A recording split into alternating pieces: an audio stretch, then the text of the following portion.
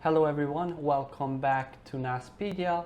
We haven't been here for some time now, but today we are going to take a look at QNetSwitch, which is one of the applications or a QPKG package inside the Guardian QGD1600P. Is the switch, the ultimate switch solution that QNAP is bringing, and it's getting a lot of attention. So we are talking about the switch itself, but we're going to see in more detail this package application that we have it with it inside the switch, and we are going to explore it, see what are the options and what does this switch itself offer with this software. So without further ado, I will just move and provide with the overview of the application itself. But before I go there, I want to show you the user interface of how the QTS inside the Guardian looks like. So let me move on here. So as you can see here, this is very familiar with the QTS that we have been seeing it in other QNAP NASs that we have here, and that is the advantage of the QGD1600P, the Guardian itself, as it has a familiar interface and it has the opportunity to do more than just switching and networking. But I want to see that here we are going to talk about QNetSwitch. More so, the Guardian looks like it has here, for example, the VM installer. You can run virtual machine installing applications like you can set the virtual switch and so on and so on. So this is how the network and virtual switch inside this Guardian looks like. So here you have the QNetSwitch itself, how it is over the connection with the QTS. So as you saw, the interface of the QTS, and we are going to access the QNetSwitch itself right now. So this is the overview that I'm going to give you, and you can see here about the switch itself, and then you can see network interfaces and more description here. But today we're going to talk more in details about this QNetSwitch. So what is QNetSwitch? QNetSwitch is a user interface of the Guardian itself. So whatever you see on the hardware part, you can actually control it, manage it from this QPKG application that comes with the Guardian itself. So as mentioned, I will have to explain the overview part. So we are greeted by this window, which it has this tables of information, if I can say that I have the switch CPU usage showing the temperature as right now, and you can see the optimal operating temperature from 0 to 125 Celsius degrees. Also give you a lot of information like this, so it's good to check, which we are going to check them one by one also ourselves. So we're going through all the steps, we will check them all like this, but we will not be making a lot of changes. So we will just go see what each and every tab has to offer and what is there, and maybe try to explain, not in details, but try to explain some of the definitions and options that we see here. So switch CPU usage, we see right now there's a switch is on and the CPU usage is by 30%, which I must mention in this connection today. We have connected an IP camera with the switch, so for the video purposes, and also for training purposes inside and outside, external, internal training. All right. So we have also the information here for switch firmware, which firmware it is coming in, the MAC address of it, the IP address. So you can access the switch web interface with this IP address, and the switch controllers it has here.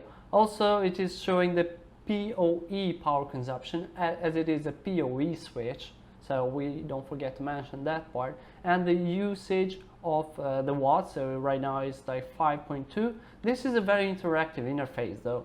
It shows you the usage, and by this orange it shows you how much it is in use and how much is left or available here.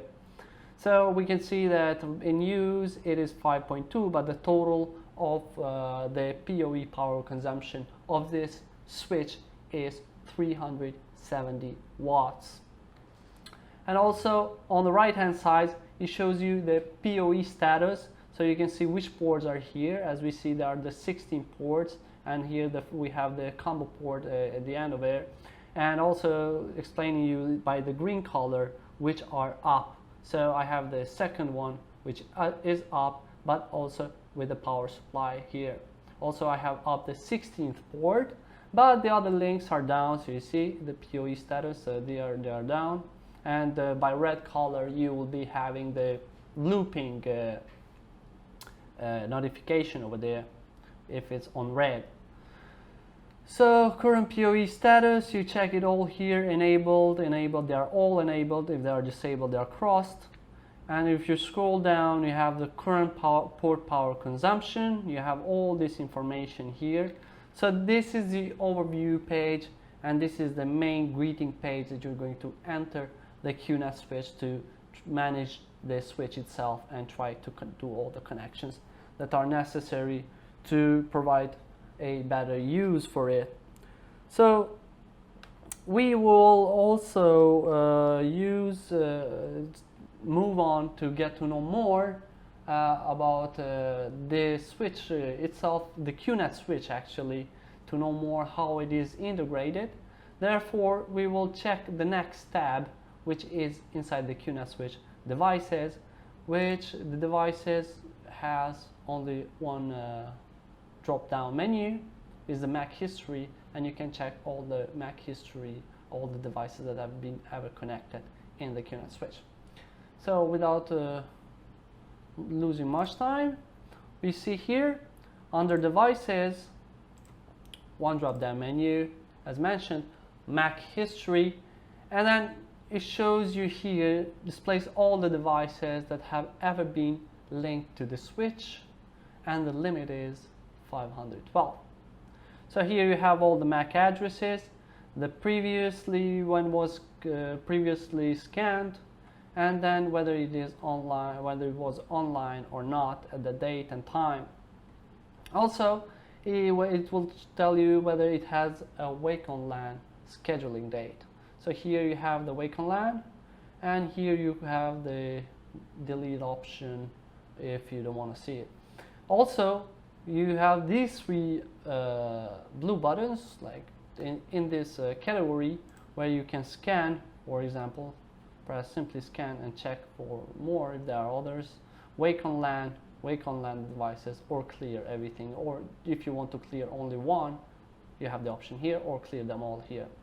So this is just an informative video. Mostly we're going to see step by step every tab what they have to offer, and more so we will be moving on to the configuration part of the QNetSwitch that we have. And today here in the configuration part, maybe we can focus more and see what are the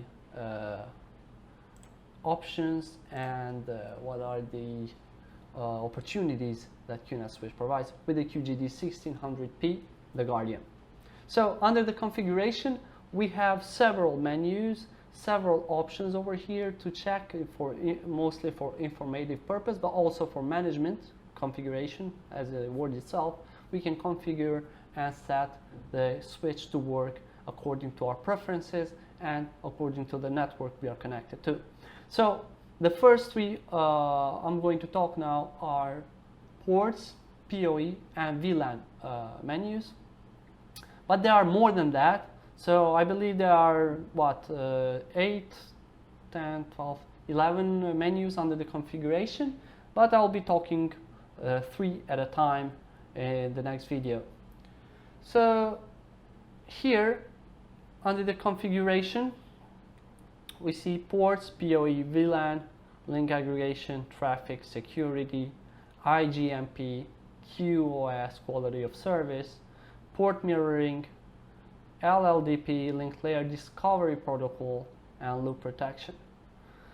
So let's move on with the first one, ports, and let's see what is inside here. And then here we have the opportunity to see the port status.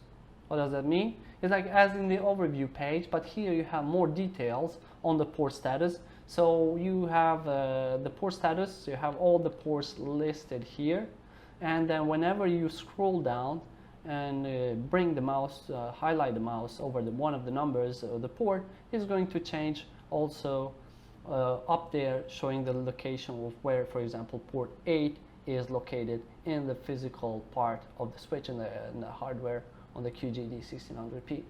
This should be in the front view of the switch itself.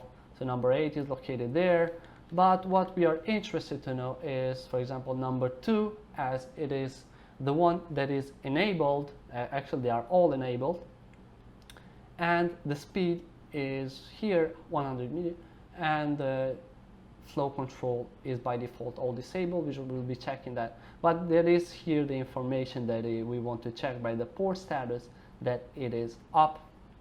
All right, so here, similarly as in the overview page, we have the same colors as the link is up, with green, gray link down, and the looping means red, and so on and so forth.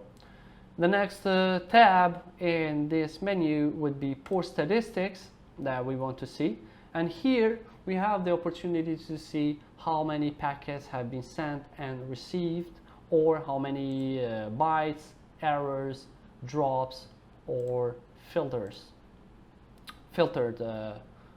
options here that we have. All right, so by packets, here you have, for example, received 48,508,000 packets, transmitted. So this will be changing constantly as it is up.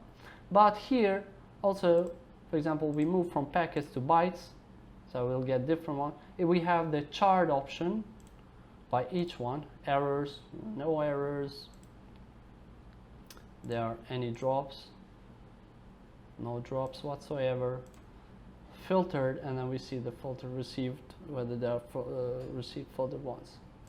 So I'll stay on with the packet, but if you want to see all of them at the one place, so we have the view from the chart view or the table view, which I believe for me this one is much easier to understand, as I have all in one place. And what I need to know, for example, in this case, is about port 2, that I have the received packets, transmitted packets, and so on, bytes, received, transmitted, errors, whether I had some, and filtered stuff.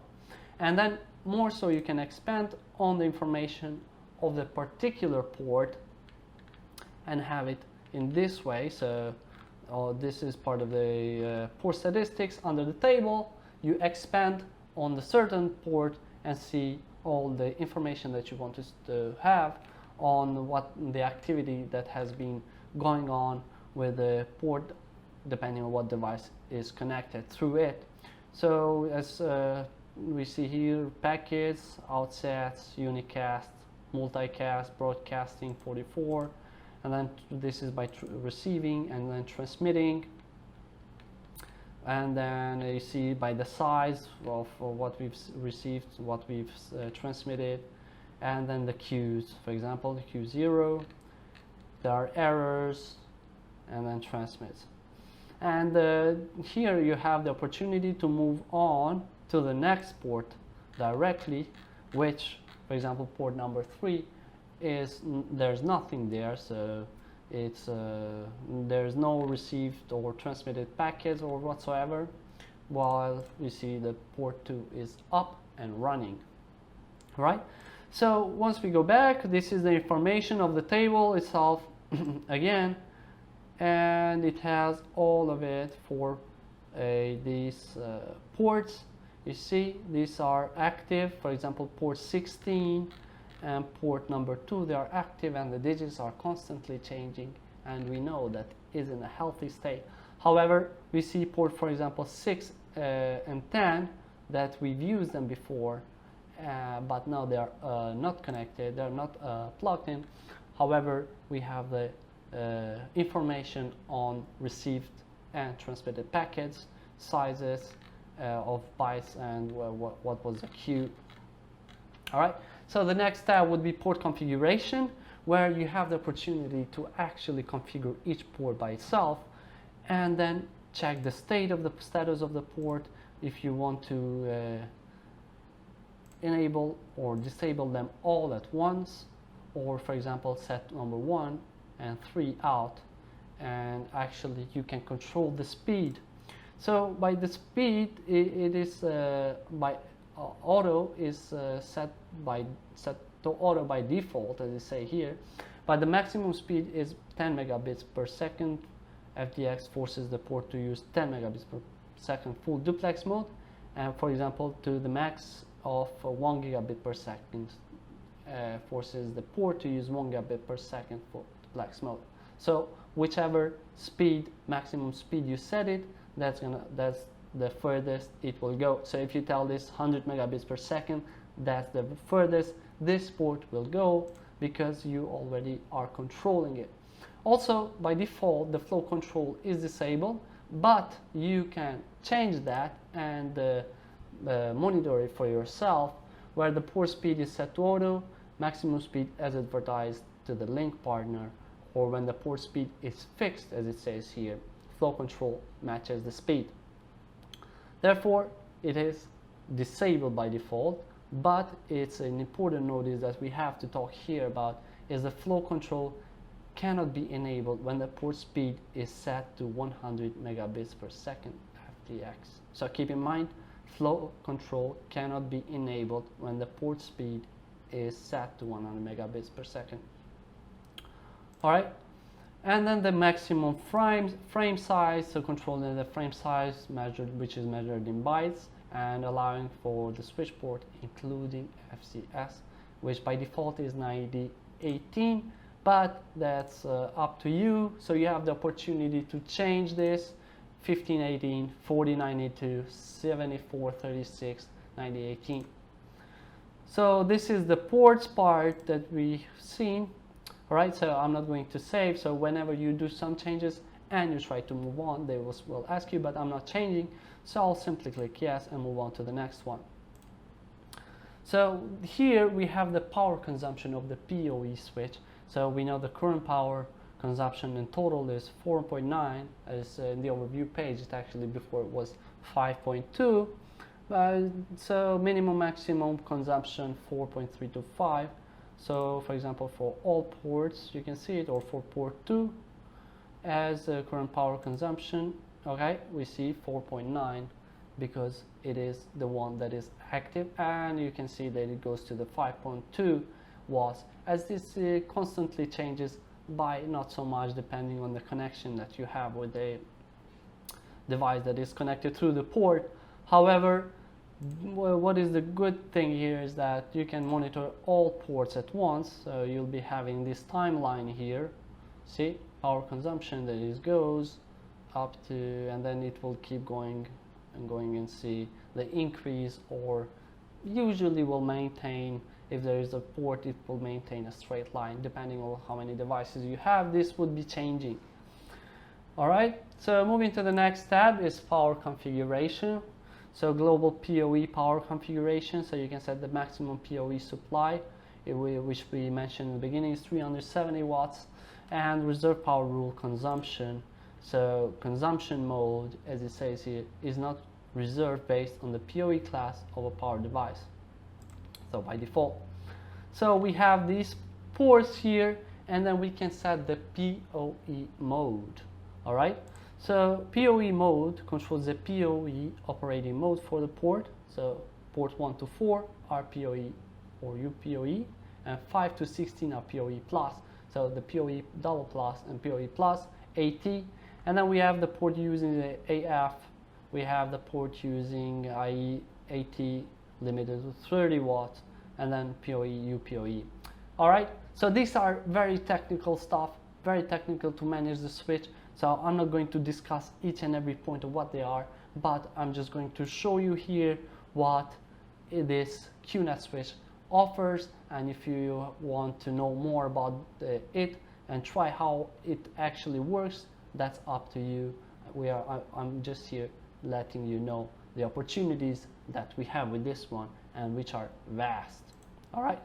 So, for example, under the PoE mode, I can choose to disable it, let it on the simple form of PoE, or have the advanced PoE double plus here. All right.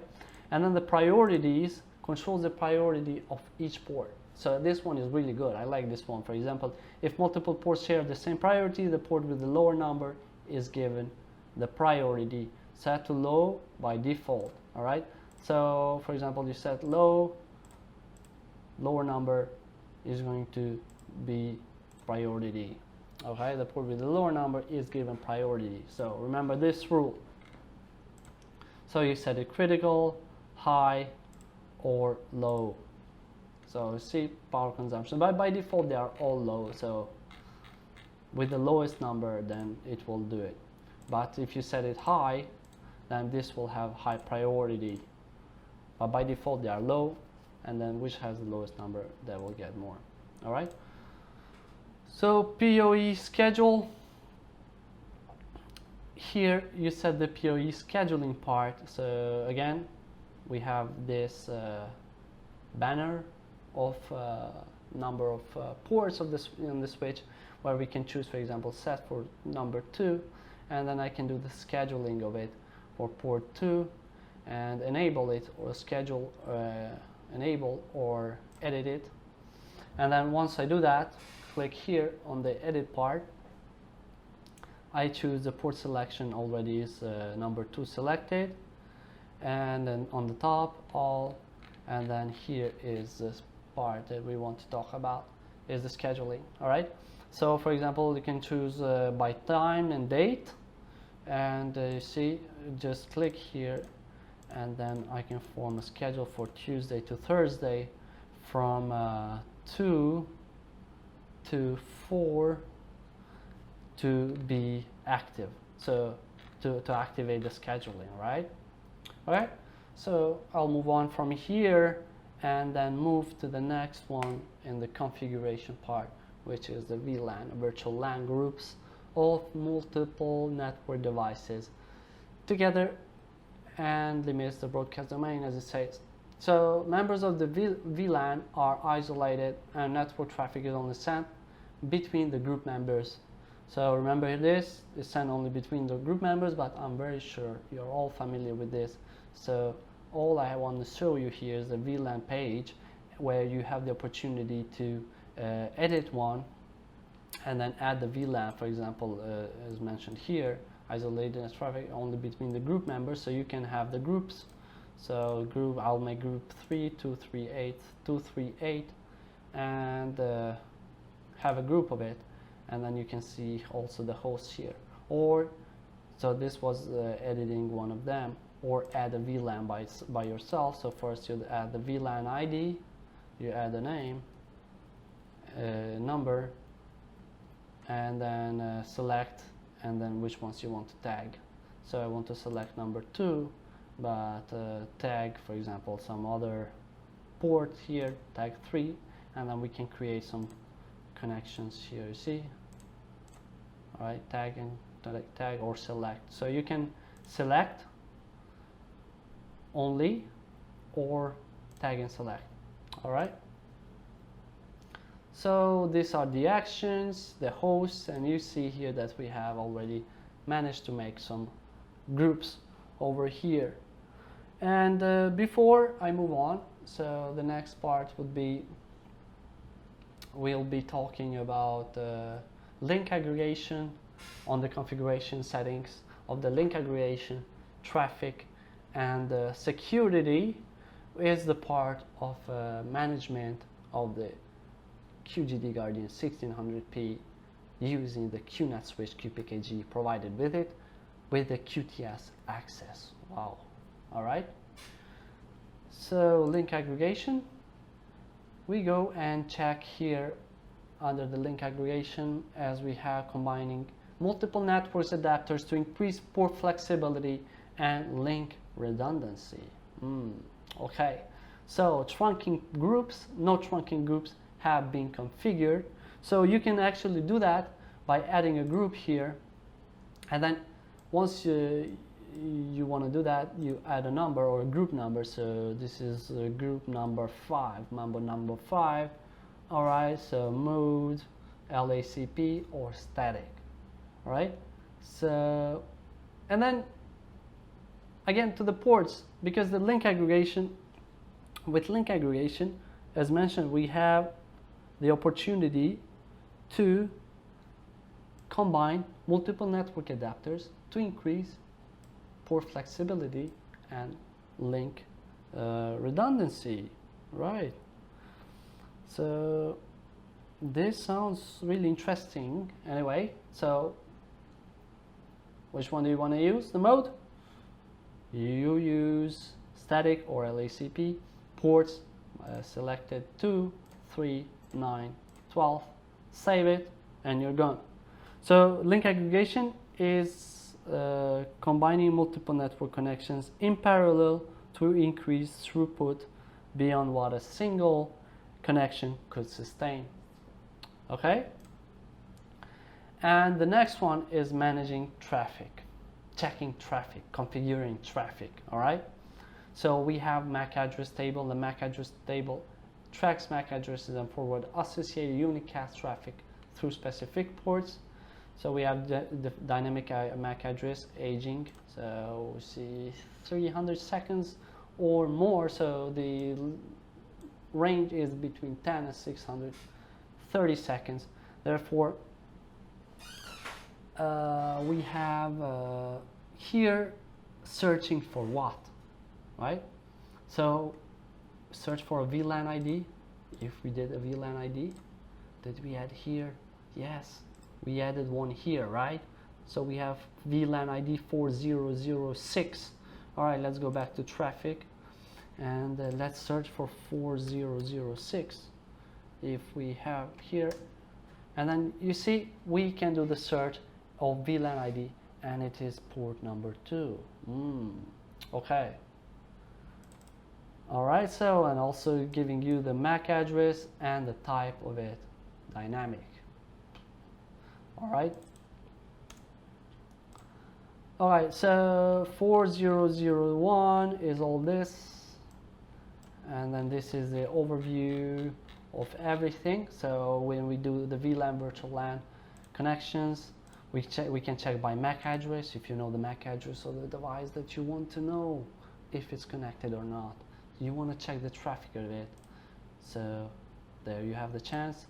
By type, see, you have dynamic and other types, and by port. So port number 2 again is here. And we have the information on VLAN ID on port number 2 on its MAC address and the type. So we can check everything. Or we can add a static MAC address ourselves here and then set or assign a VLAN ID and you say 3340 and provide the MAC address and then do the port configuration again. All right. Also, we have the opportunity to see at the next tab the rate limit. So you see the egress rate is mostly unlimited, not mostly, but it's all unlimited egress rate, and you have the opportunity to configure one of those, whichever you want. So you have the limiting part, so you can actually change it to not unlimited, but say 823 to 796 or whatever ingress regress rate, or match the rates. So yeah, very intuitive, very user friendly, very easy. All right, and the next part is security, safety first. All right, let's see here. What I want to tell you here, security is, okay, click add first.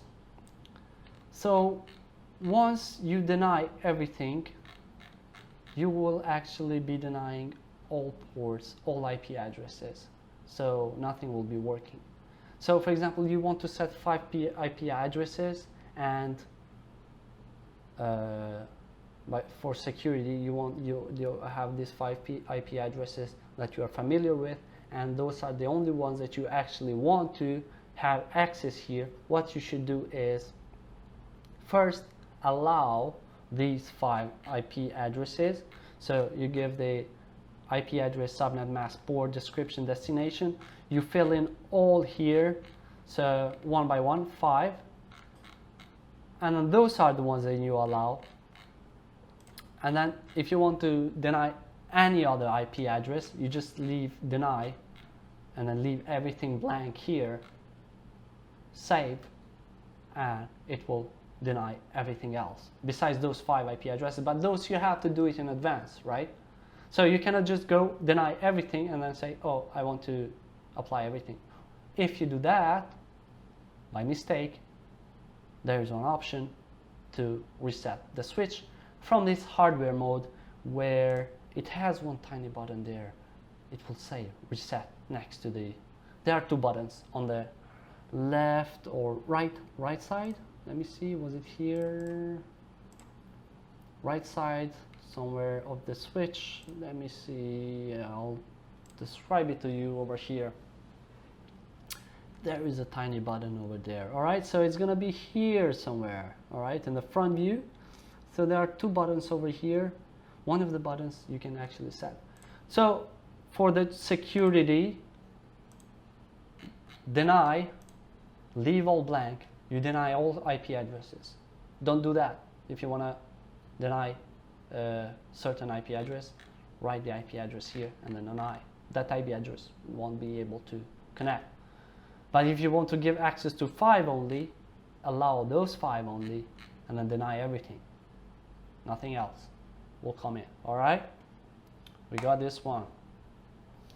So we covered most of the parts, but now I'm going to actually talk about other parts of the configuration that we have here, and we're going to talk about IGMP, which is Internet Group Management Protocol, quality of service, and port mirroring. Interesting. So this is the configuration part on the QNetSwitch. Let's go and check each and every option there. All right. IGMP, which is a communication protocol, says here, used by hosts and adjacent routers on IP version 4 networks to establish multicast group memberships, which is an integrated part of IP multicast. All right. So with IGMP, we can actually do IGMP snooping, which is the process of listening, snooping, or a group management protocol network traffic, allows the network switch to listen in on the IGMP conversation between hosts and routers. Okay, so the Internet Group Management manages membership to IP multicast group, IP host to establish multicast group. So it will be snooping, it will listen the communication between host and router. All right, so here we have the opportunity to allow it or disallow it, enable, disable.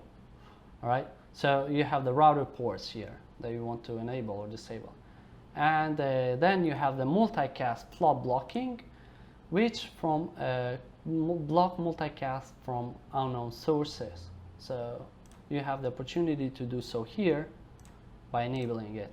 All right. So, and then you can actually check the statistics on IGMP snooping statistics, but yeah, I'll leave this one without changes. And see if there was some snooping going on. So yeah, we see that we have this VLAN ID, and we have within this group of, here where we have the group of within this subnet 255, and then we see here.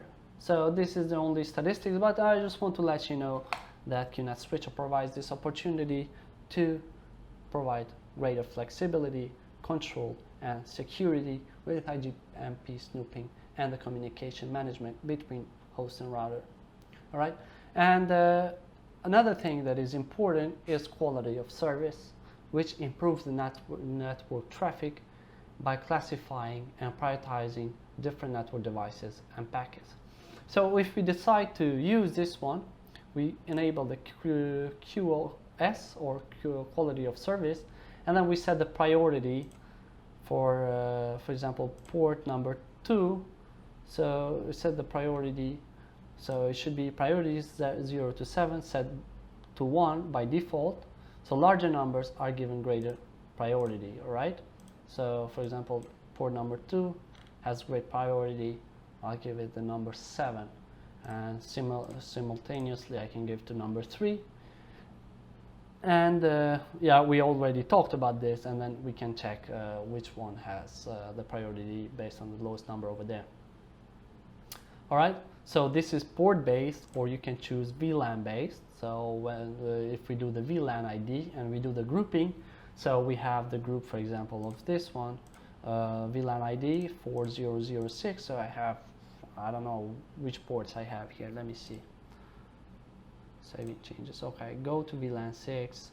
Here I have a group selected 2 to 14, 1 to 15. All right, so 16 is out. So if I go on quality of service, enable quality of service, VLAN based, and I give this group, so all these will be high priority, but excluding 16. You see 16 here. All right. And then port based, I can choose 2 only by itself. So, okay, just leave it as it is. Move to port mirroring, all right?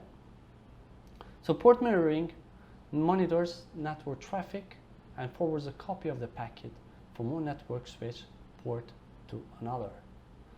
So moving a copy of the packet from one network switch port to another, from port to port. So destination port here, you see we have the purple one, from 2 to 1. So for example, it's like a, say, copy paste. No, it's actually a mirror. It's like putting a mirror in front of one port so it can go to the other one. So for example, source port 2, which I have the connection now, and destination port 1. So it will be mirroring from 2 to 1, transmit and receive information, all right? Or transmit only or receive only. And then you can establish the connection based on this information that you have. So whatever you have, for example, the switch itself, connected port IP camera, and another port that is number 1, any other device can be transmitting, also mirroring the packets and receive, all right? So this is basically the concept of it on the port mirroring, and we're going to talk next about another topic on the configurations itself, which is the link layer discovery protocol, or LLDP, and loop protection. These are the 2 last menus on the configuration part, which the link layer discovery protocol is a vendor neutral link layer protocol used by network devices for advertising their identity, capabilities, and neighbors on local area network based on IEEE 802 tech, principally wired Ethernet. All right. So here, LLDP, we're talking about it. We go to demo.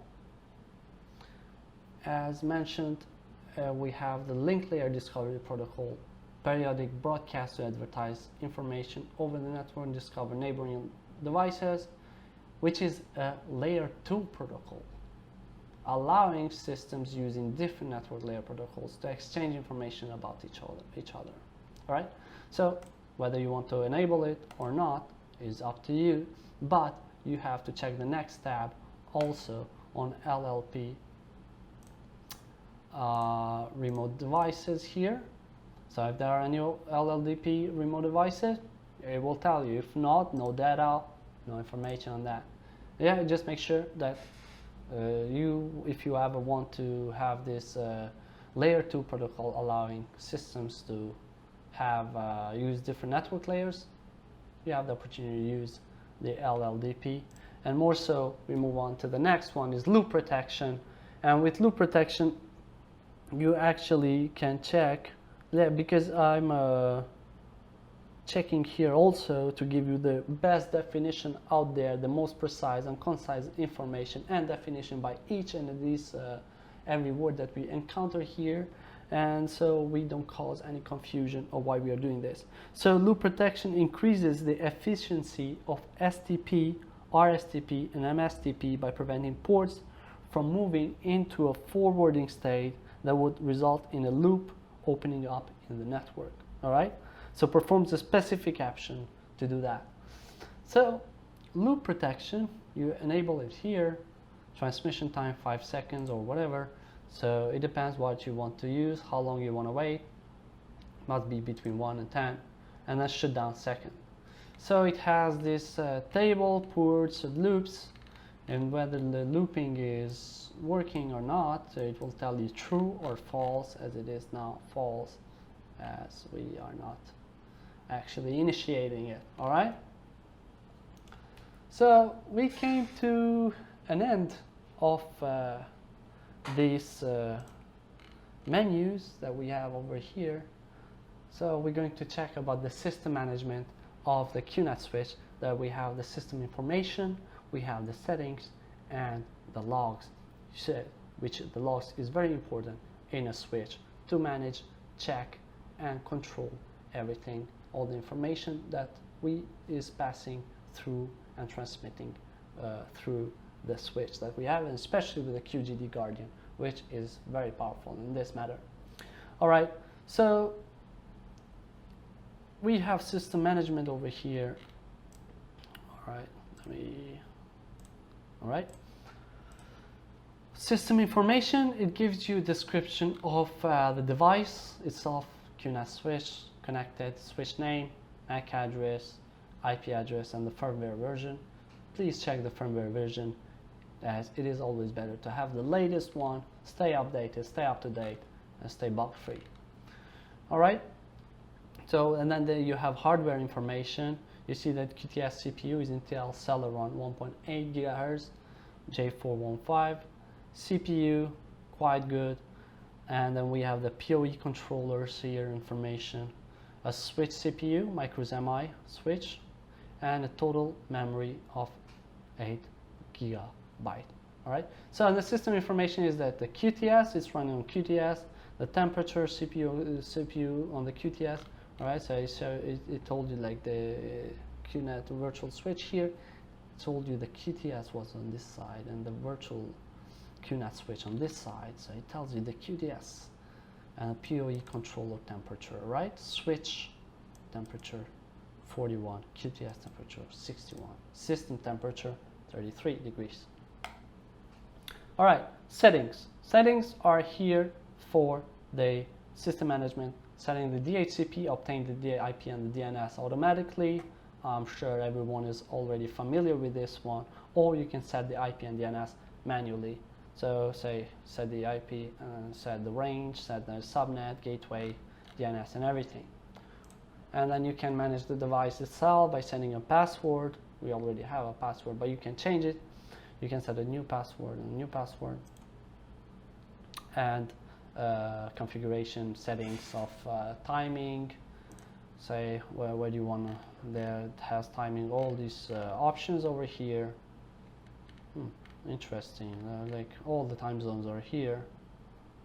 All right, so okay, we'll check this one, and then date and time format, you want a 24 hour, 12 hour, synchronize with the device, okay, synchronize, or manual configuration, however you want. You have the opportunity to actually set the timing right, or synchronize with internet time server, depending on server you have, just add it there. All right, so coming to the end is the logs, and then we want to know what happened here. So we have some issues, warnings, errors, informations, and notices. So for example, you get logs on how you have been managing the switch, what has been going on with the switch, are there some errors, are there some information that I have to be careful on, and check the status, the health check. I call it the health check. I should call it the health check. The logs, I should call them the health check, all right? So here have information health check on the switch itself. And then you can search or you can clear them all.